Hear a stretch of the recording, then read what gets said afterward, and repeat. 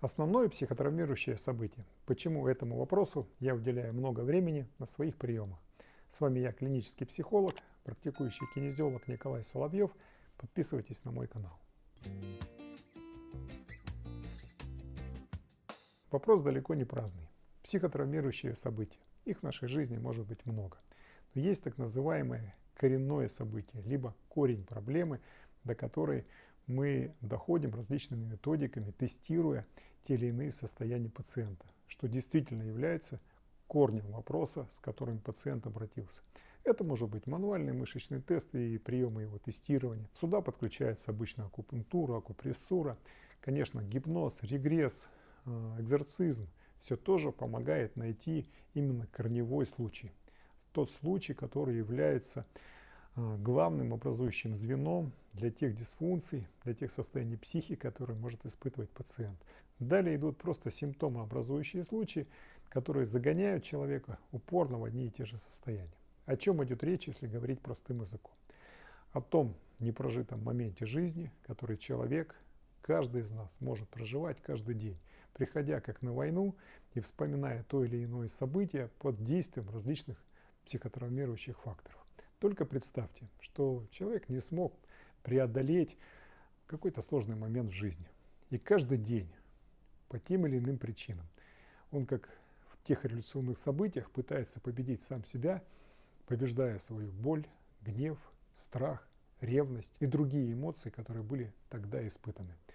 Одним словом, это как заезженная пленка, которая остановилась на одном и том же месте. Не крутится ни вперед, ни назад. И каждый раз человек начинает с одного и того же места, где было больно, противно, мерзко, где он ревновал, гневался, обижался. Сколько же надо сил каждому из нас, если такое событие с нами случилось в жизни, чтобы это преодолеть самостоятельно? Зачастую это невозможно. Во-первых, это надо определить, что нам нужно именно это событие, а не какое-то другое, и оно является причиной тех или иных нарушений.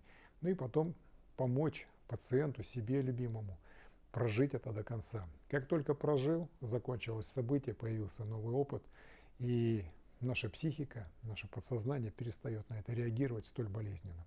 Да, оно никуда не уходит. Жизнь — это не лист бумаги, не карандаш и ластик, где можно все дотереть до дыр.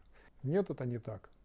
Но мы можем существенно уменьшить влияние именно этих психотравмирующих факторов, пережитых нами событий, на нашу текущую жизнь. Перевести это в разряд опыта и уже воспринимать более спокойно, более качественно, более осознанно, проживая новые моменты.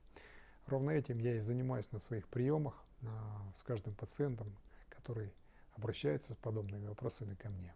Если вы застряли в подобных ситуациях, есть ощущение белки в колесе, если к вам постоянно возвращаются те или иные навязчивые мысли, состояния, эмоции, вы часто вспоминаете один и тот же эпизод, я думаю, что это очень важный повод обратиться к тем людям, кто вам легко поможет это решить. Поверьте мне, что 2-3 сеанса и то, что казалось непреодолимым, остается позади, и вы с улыбкой об этом вспоминаете. Быть здоровым. Если вам канал интересен, подписывайтесь, оставляйте комментарии, я буду этому рад. И также задавайте вопросы. А самое главное, будьте здоровы.